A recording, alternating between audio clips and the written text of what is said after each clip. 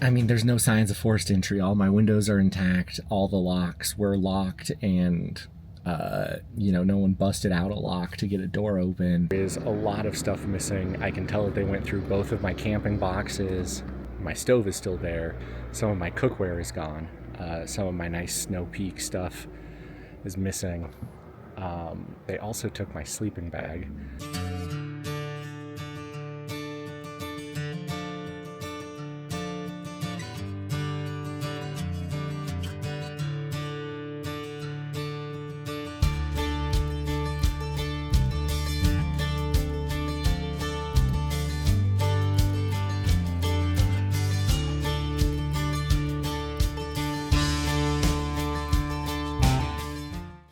Well, after a super long travel day, I have finally found myself here in Whitehorse, and getting my hands back on the Troopy is so close at this point. I'm sort of like a kid before the first day of school. I'm just filled with this sort of nervous anticipation. But because it is 8 p.m. here already, I got in late. All of the flights into Whitehorse seem to get in super late. I found myself in a hotel room for the night. That means tomorrow morning, hopefully first thing in the morning, I'll be able to link up with the guys that have been working on the truck for me, and finally, after 4 long months, have it back in my possession. I'm definitely filled with a bit of nervous anticipation, a little bit of anxiety as I wait to see the Troopy and just what state it's in.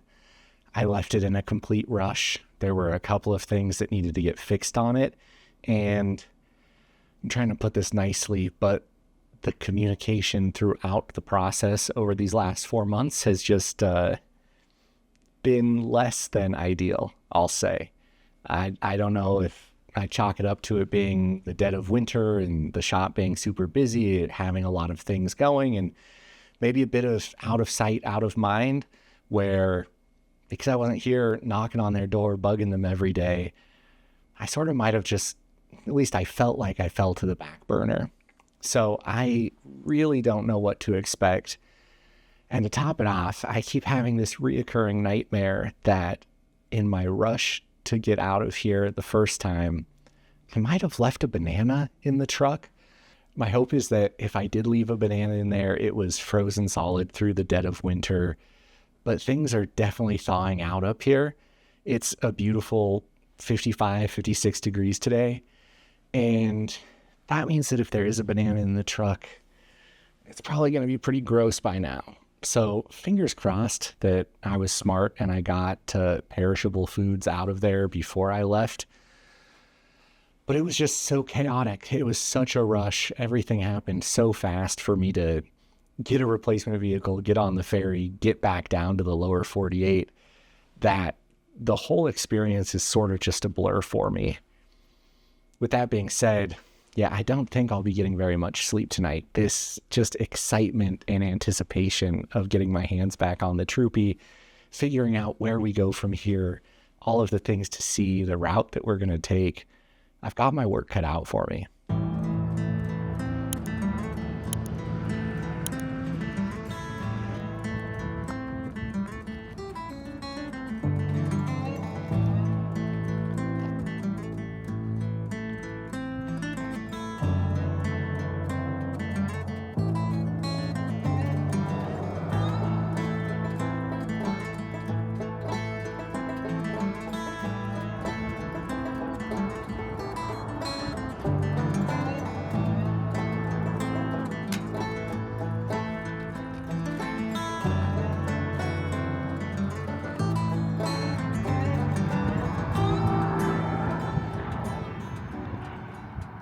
Well, I'm officially back behind the wheel of the Troopy, and I could not be happier. I've been driving around, logging some miles today, testing things out, and I have not been able to wipe the smile off my face.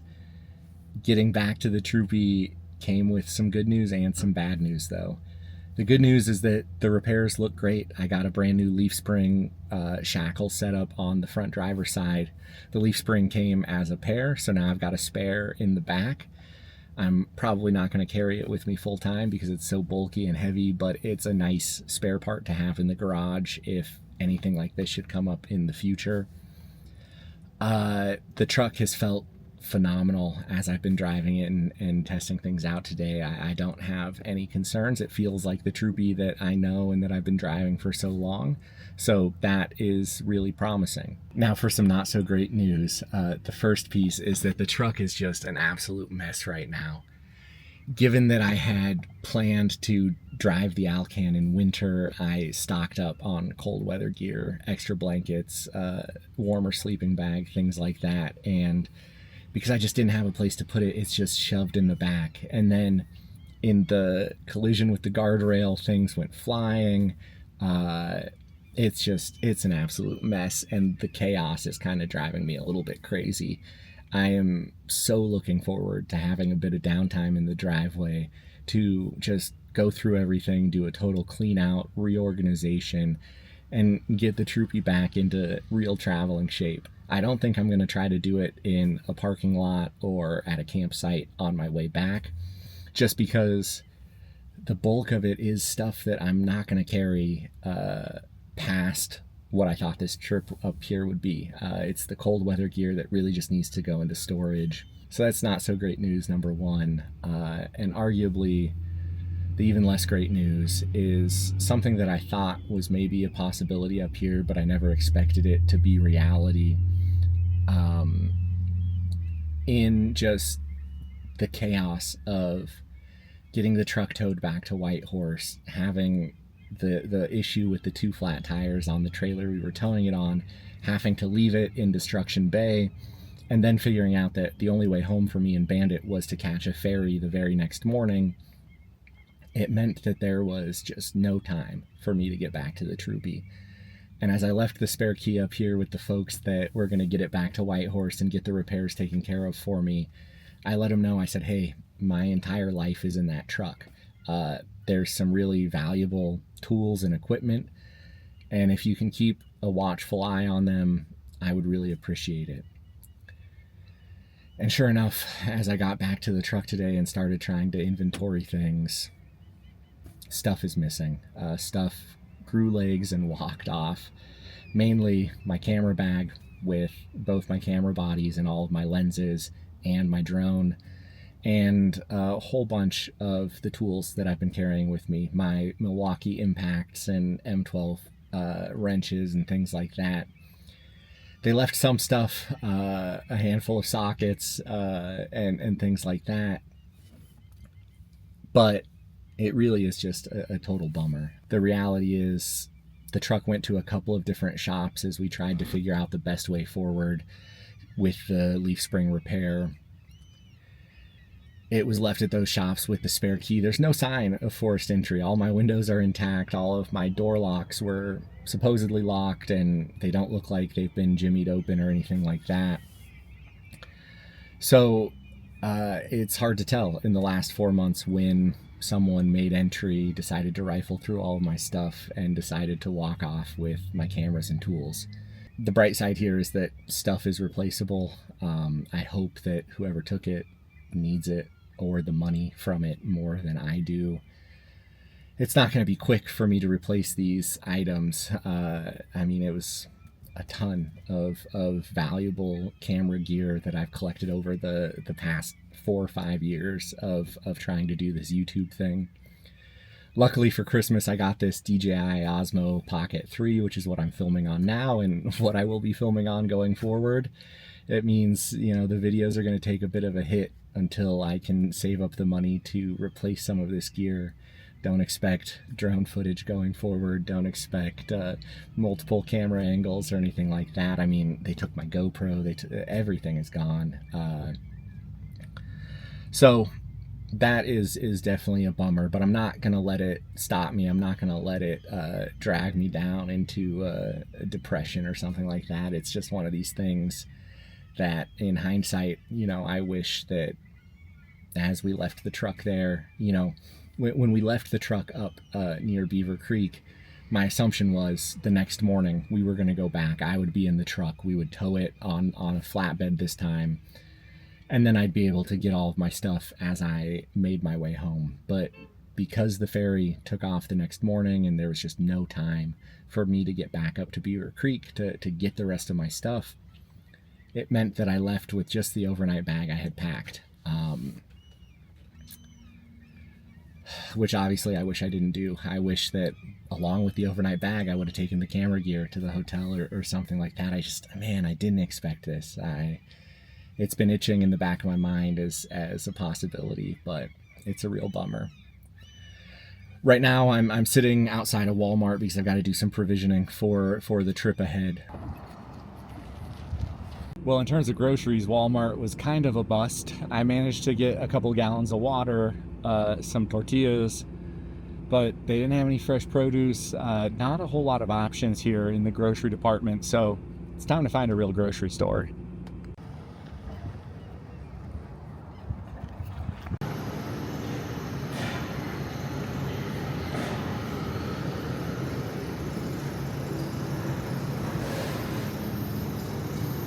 Well, we are getting ready to hit the road here. The Troopy is all filled up. I've got an extra gas can that I'm carrying with me just in case. I don't think we'll have any issues with fuel, but better safe than sorry. The goal today is going to be to make it to Liard Hot Springs. It's about 650 Ks away from Whitehorse, and that should take me 7.5 hours. The great thing about being up here in Yukon in the summertime is you've got plenty of daylight to do these long drives. So let's get to it.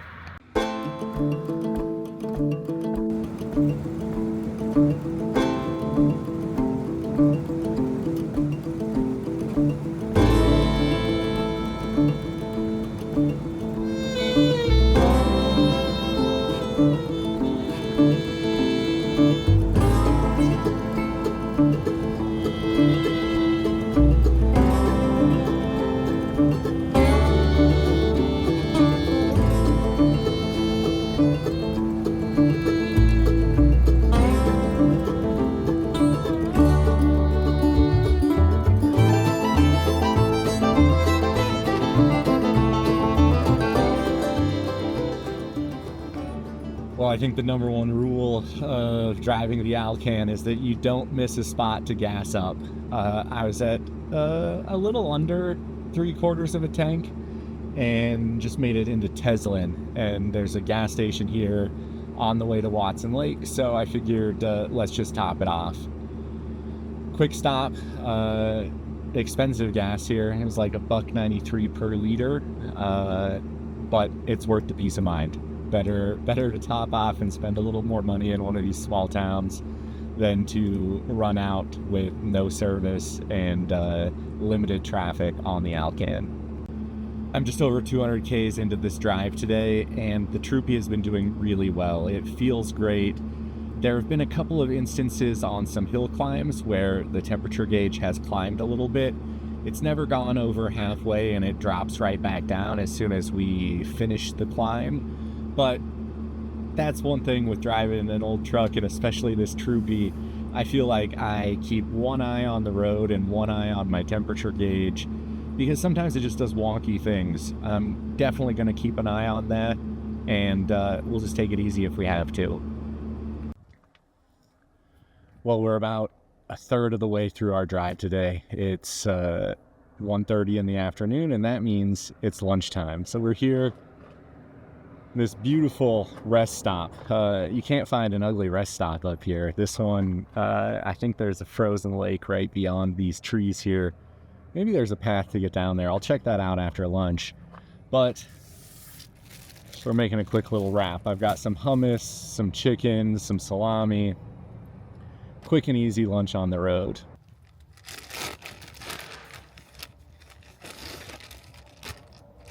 Now here's a little pro tip, because I don't want to get a spoon dirty. I'm just going to use some salami to scoop the hummus out onto my tortilla.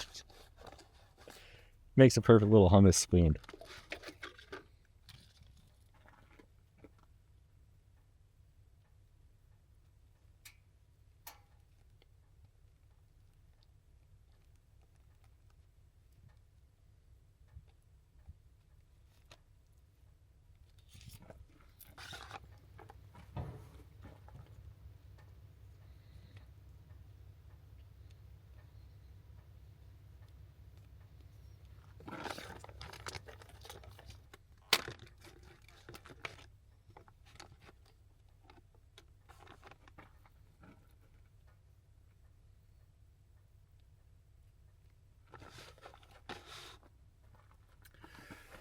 I picked up all this lunch meat in Whitehorse at Save On Foods, the grocery store that I found. The trick with this sort of thing I'm learning is that you've got to double check and make sure the lunch meat that you're buying, or, the salami, pepperoni, whatever, is in a resealable container.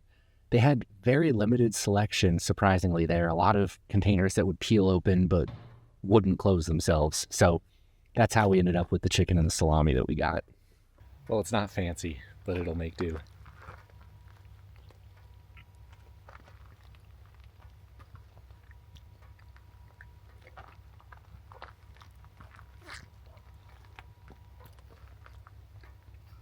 Now, it is the beginning of May, and that means things are thawing out, which also means the mosquitoes are out.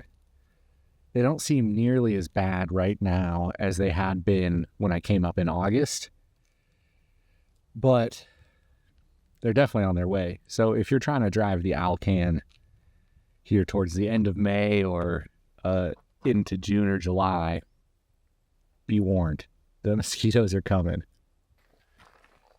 It doesn't actually look like there's a trail for me to get down here to this lake that we'll buy. But I think the view gets better as we come over here. And I just want to take you there and show it.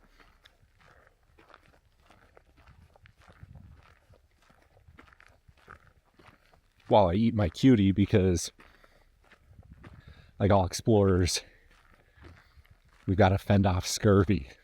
Eat your citrus, you don't want to get scurvy.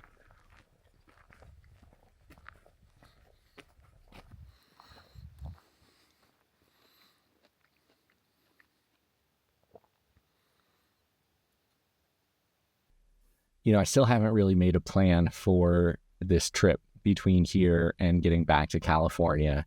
And it's because I'm being torn in a couple of different directions.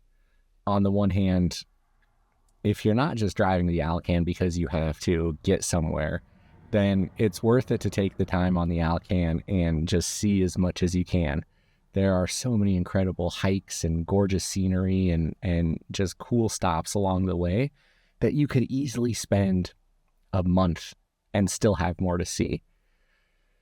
But on the other hand, I mentioned it before, but given the chaotic state of the truck, the sort of lack of preparation and supplies for camping and doing this in this type of, really nice spring weather that we've got. And also knowing that there is more work to do on the Troopy. I've got a laundry list of things from a power steering pump leak to some front end bushings and redoing my tie rod ends and some driveline maintenance things that need to get done as well. My gut is telling me that I need to find a sweet spot here. I'm not going to try to take as much time as I could and see everything that I want to. I'm going to kind of log some big driving days and get back to California where I can address these things, where I can do a total reset and really get the truck ready for what comes next. And in doing that, know that I'm also sort of committing myself to redoing this entire Canada-Alaska portion of the Pan American Highway. Nothing went according to plan since I left home in August.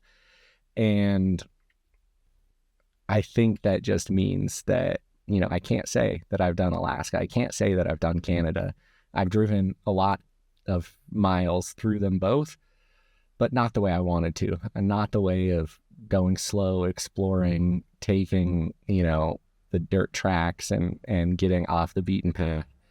So I know that that's coming in the future, but I think our plan is going to be over the next 4 or 5 days, make it back to California.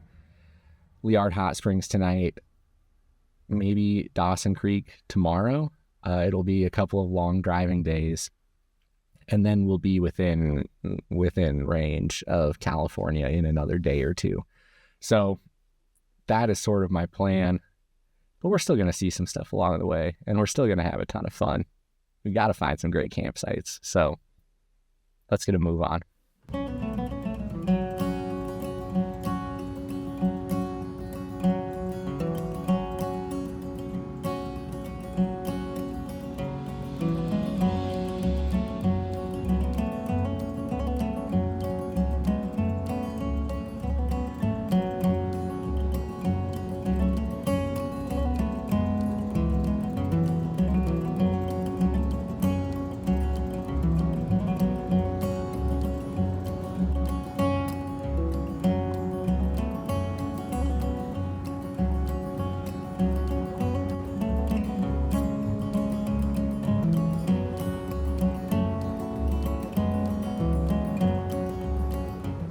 Well, I made it to Watson Lake, and outside of the lake, the other must-do thing here is to stop at the Signpost Forest.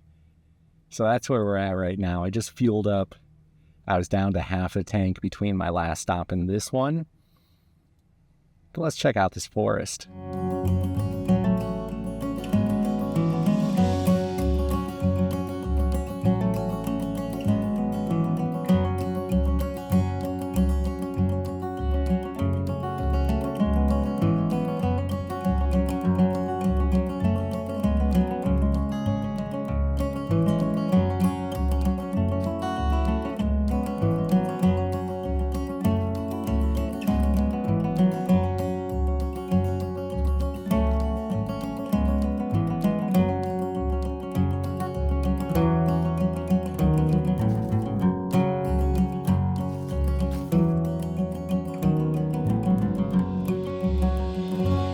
Now, I guess the story goes that an Army engineer during the construction of the Alcan Highway was tasked with building some signs and decided to make a few extra to point to his hometown, towns he cared about, and started this incredible tradition of people coming and leaving their own signs here in the Signpost Forest, and it just goes on forever. You could spend hours here looking for your own sign or signs that are meaningful for places that you know.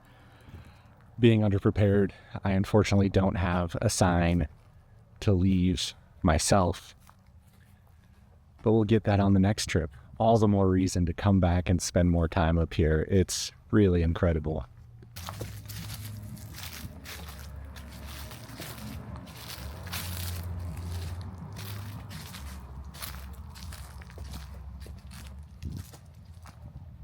You know, I got to thinking I might not have a legitimate sign to add to the Signpost Forest, but I can still leave my mark. We're dropping a Troopy sticker. Let me know if you stop through and find it.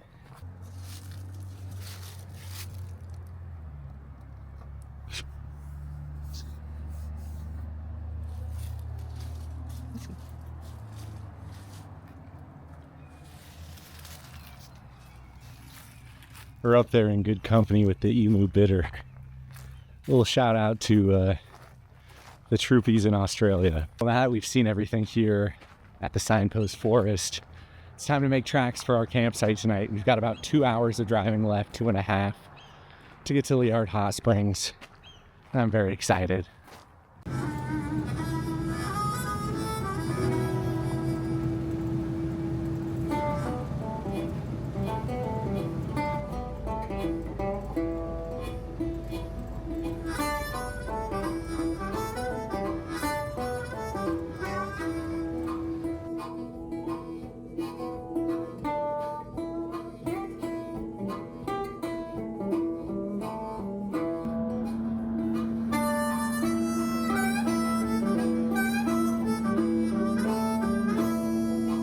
Well, I've got a little over an hour and a half left before I make it to camp, but we just hit the Welcome to Yukon sign, covered in stickers, definitely worth a stop. And I've got to tell you, the wildlife on this drive so far has been insane. I started keeping account. We're at 8 caribou, 3 bison, and 3 black bears. They're hard to get on video just because I'm driving and, you know, it's hard. But I'm going to keep trying my best, and it's absolutely incredible.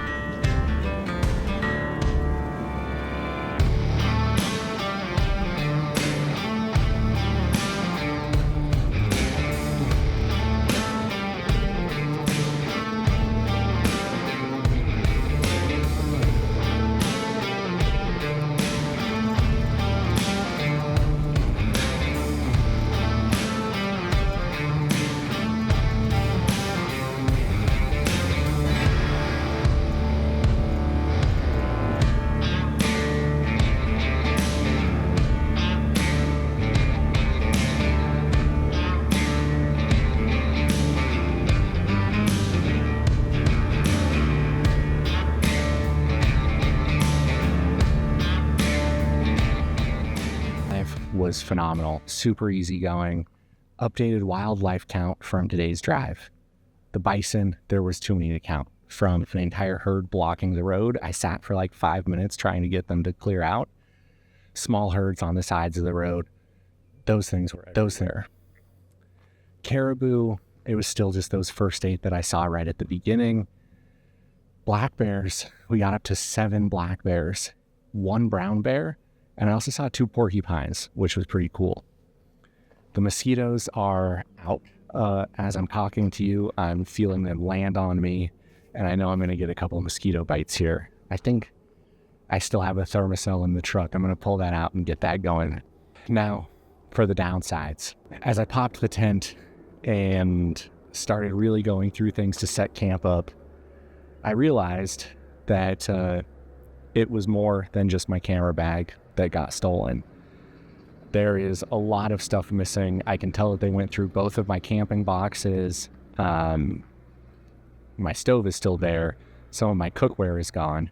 Some of my nice Snow Peak stuff is missing. They also took my sleeping bag. I've got plenty of blankets still in the truck, but I was really looking forward to having my 0-degree bag just in case it gets cool tonight. So that's a bummer. I'm sure now at this point, as I continue to go through things on this trip, I'm just going to keep seeing more and more stuff that got stolen. And man, that's a real bummer. Well, it's not life or death. I can still survive out here. And stuff is replaceable. It's just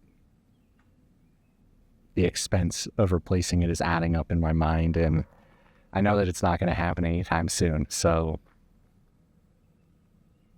yeah, a little bit of a bummer, but I can't be sad because I'm in an absolutely gorgeous spot. We've got camp set up. I need to eat some dinner. It'll probably be the same thing you saw me make for lunch, just a quick little wrap. And I want to check out these hot springs tonight before I go to bed. So let's get to it.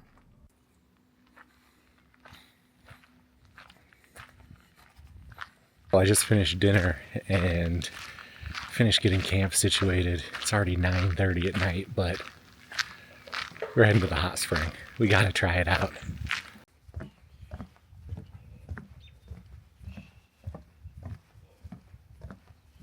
A pretty decent walk from the campsite over to the hot springs, all the way on the other side of camp, and then this 700-meter boardwalk through a pretty cool little marshy area.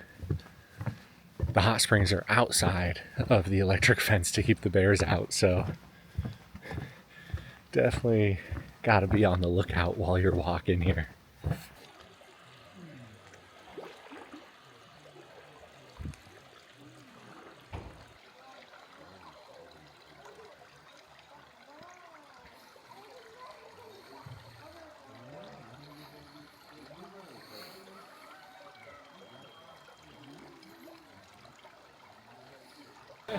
This is so nice. The hot springs are definitely moderately sulfury. There's a bit of sulfur on the air and they're warm. It's interesting though, there's like a thermocline happening. The hot water's all at the top and it's maybe only 2.5 feet deep. I can almost sit here and keep my head above water. But as you get closer to the ground, it cools off significantly. It's just gorgeous. This is incredible.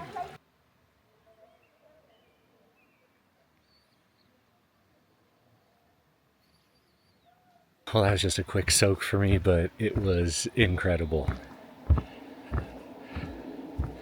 I had seen mixed reviews about the Liard Hot Springs before coming, but I'm so glad I came. It's not just a great campground. I imagine in the busy season it's incredibly hard to get a spot here, but sort of in the shoulder season like this, there was a dozen, maybe 18 spots still open. I think they've got about 40 or 50 sites in the campground. But just the uniqueness of a hot spring up here.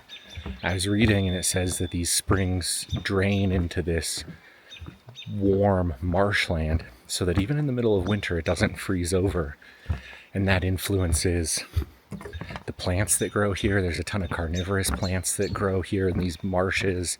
The moose love it. Just a really cool place.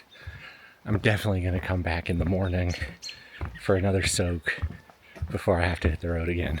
But word to the wise, if you're like me and coming for the very first time, I changed back at my campsite at the truck. I put on shorts, I put on my sandals, grabbed a towel.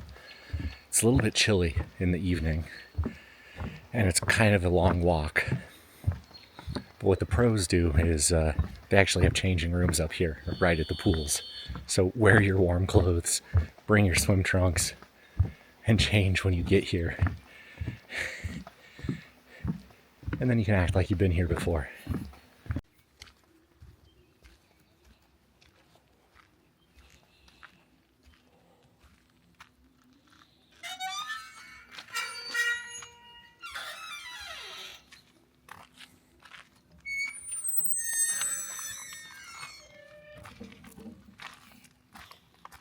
Well, good morning from the first night in the Troopy. It felt so good to be back to it. Comfortable as I remember, a little bit colder than I wanted. Coming up here for this trip, I anticipated obviously having my sleeping bag with me because the nights are still getting down into the low 30s. Last night was 31. So all I had was my aeronaut quilt and then my Enlightened Equipment down quilt.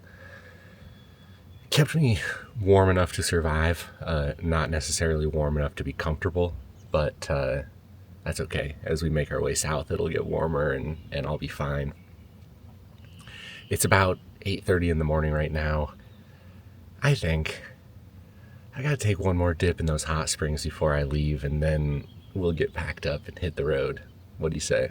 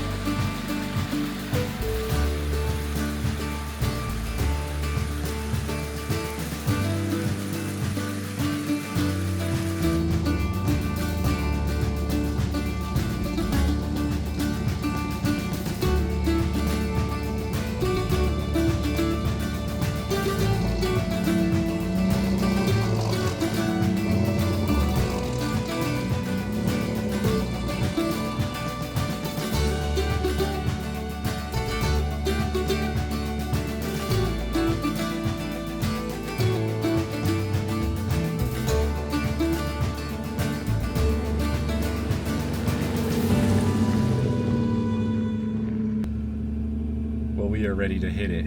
The Troopy's all packed up. Our goal today is going to be Dawson Creek. Google Maps says it's about 750 Ks, about 8.5 hours. That means in the Troopy it's probably closer to 9.5, 10 hours. I may stop early, search for a campsite on this side of Dawson Creek, but we'll figure it out. Let's hit the road.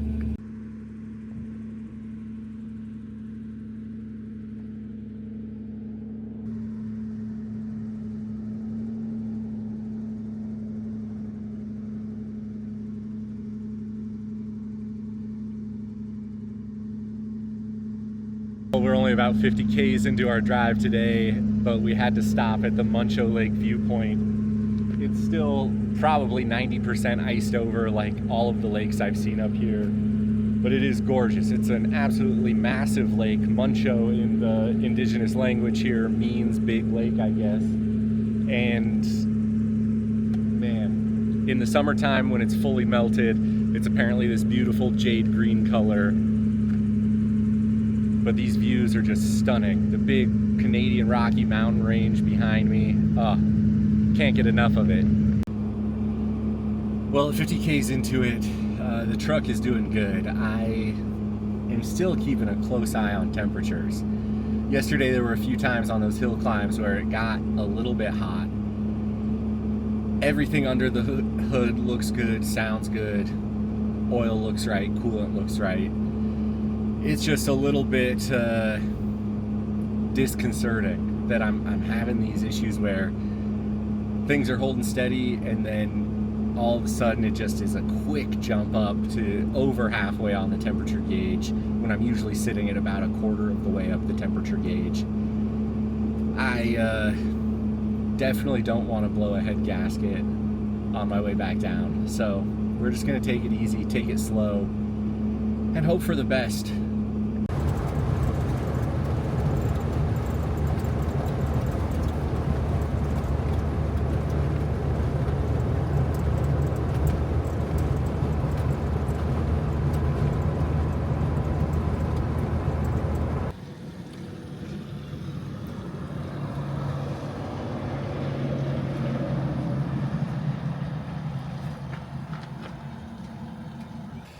This is the most expensive gas of the trip so far.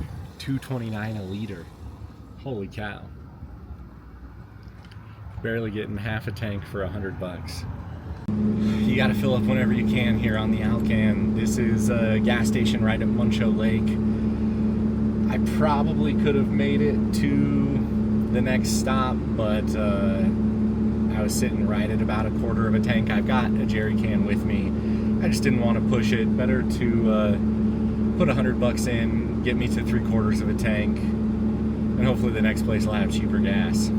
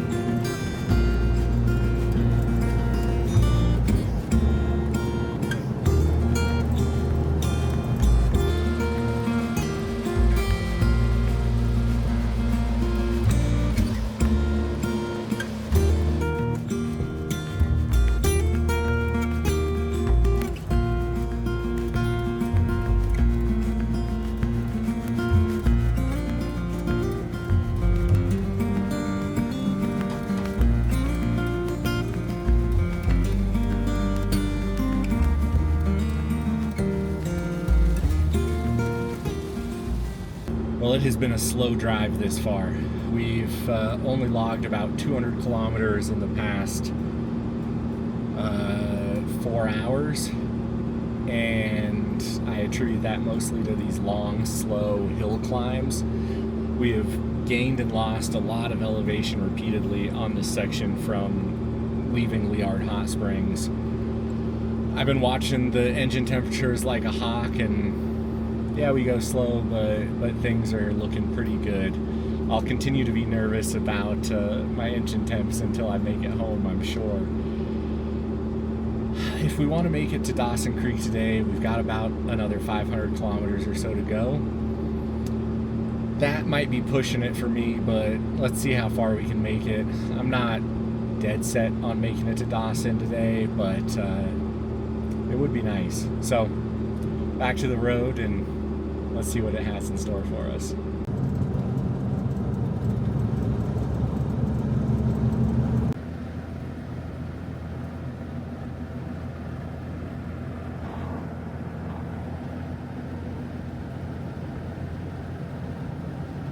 Well, today was a haul. I spent about 10 hours on the road, did just over 650 kilometers, pulled into camp right around 9. I'm a little bit north of Fort St. John's and staying at an RV park tonight. Initially it was going to be a provincial campground.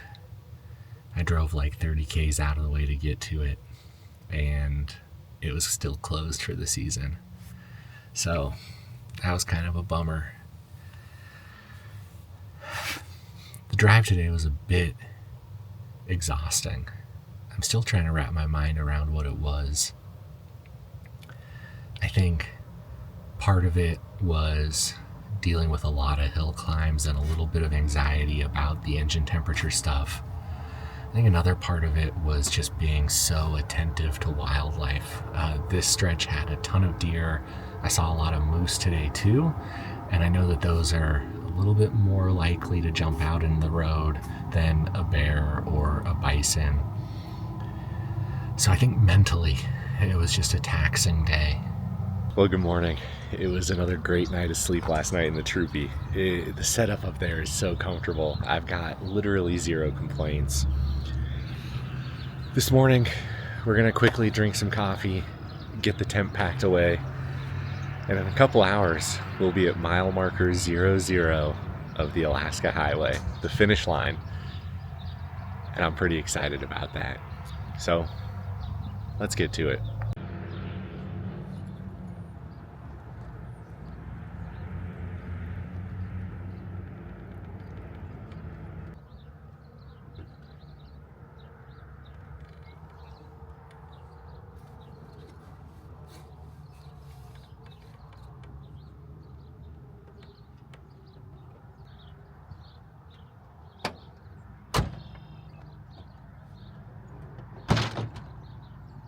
I'll tell you what, I am really taking the lazy way out this trip. Not only are my lunches and dinners just these super simple lunch meat wraps, but my coffee in the morning is also just this bottled iced coffee from the Walmart in Whitehorse.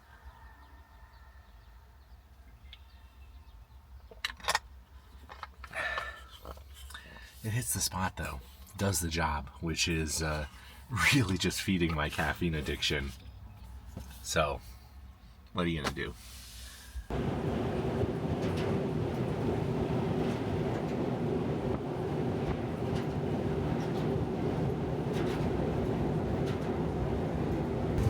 Well, it's a long 10% grade about at Fort St. John's, and it's slow going, but the Troopy's doing it. Temperatures are looking good. We're just cruising in third gear, right around 30-40 kilometers. Luckily, there's a lot of big haul trucks going up it too, so I'm not the slowest, but we're staying in the right lane, and we're gonna make it up here.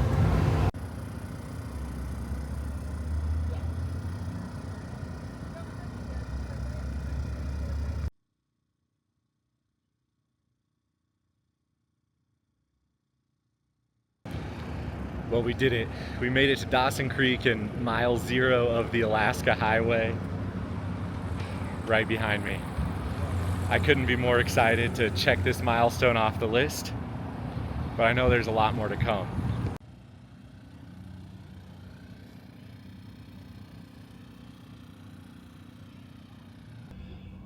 Well, that Alaska Highway sign is a popular attraction, and I didn't want to take too much time standing in front of it. But it is such an interesting feeling to be here.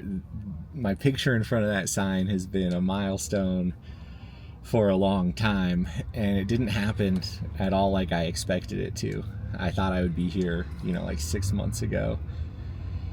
But as I'm learning with the Troopy and this adventure in general, things happen in their own time.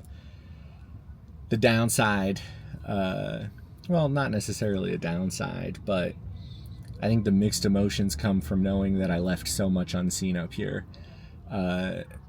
When I set out doing the Alcan and getting up to Alaska and the Arctic Ocean, in my mind there was just, so much exploration that was going to happen, and circumstances made it much more of a point-to-point trip without much of that exploration in between.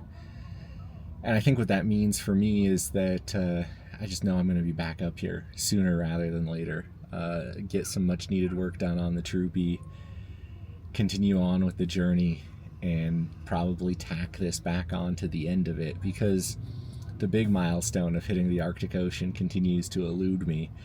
So I'm leaving the Alcan knowing that I've got more to do up here. And that is a good feeling. It's exciting to know that there's more to come. Thanks so much for sticking with me, for completing my Alaska highway journey with me. As I've gotten back to the Troopy and gotten back to filming videos, the one thing that has stuck with me is just how excited I am to be able to share everything with you again. And I really appreciate you being here. It's exciting to be here at mile 00. I'm excited for what comes next, whichever route we decide to take to get home. If you want to support what I'm doing, especially with some of the stuff I've run into since getting back to the truck and realizing that it pretty much got ransacked and I'm finding new things missing every single day, the best way to do it is give this video a like, subscribe if you haven't already, maybe share it with friends who might like what I'm doing. You can join the channel as well as a member. Anything helps, but no obligation at all. We'll recover. We'll be able to get our camera gear and our camping gear back in shape here eventually. I'm just glad to be here, and I'm glad that you're here as well. So, until next time.